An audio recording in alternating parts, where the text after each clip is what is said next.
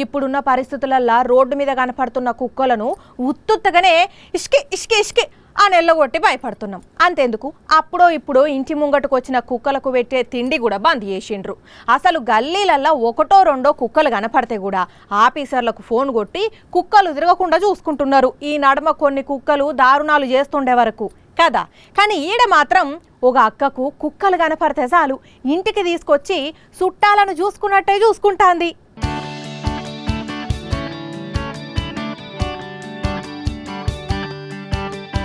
అమ్మ బాబోయ్, ఏందయ్యా ఇది? నేనేడా చూడలేదు బాబోయ్, నేనేడా చూడలేదు. గొర్రెల మంద కంటే ఎక్కువ ఉన్నది అంటే మరి తక్కువ కుక్కల? దగ్గరకి 1000కి పైగానే కుక్కలున్నాయి. అందుకే ఇంత మందగా కనపడుతున్నది. అగ చూడుండ్రి, కంటికి రెప్పోలే చూసుకుంటున్న అక్క మీద కుక్కలు ఎట్లా విశ్వాసం చూపెడుతున్నాయో.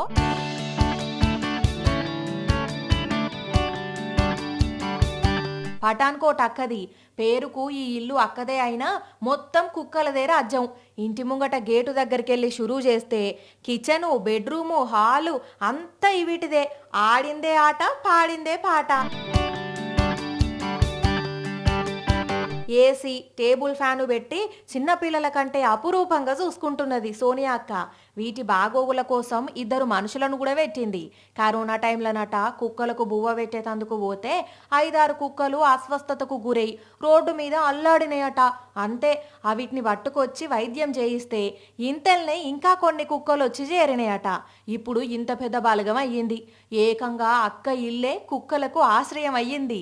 కానీ చూడుండ్రి, అక్కది ఎంత మంచి మనసో. పిల్లికి బిచ్చం పెట్టని ఈ రోజుల్లా సద్దన్నం, ఖరాబైన అన్నం పెట్టి రోడ్డు మీద కుక్కలను చీప్గా చూసే పబ్లిక్కు ఎంత మంచి మెసేజ్ ఇచ్చిందో. ఉంటారిట్లా మంచి మనసు ఉన్నోళ్ళు.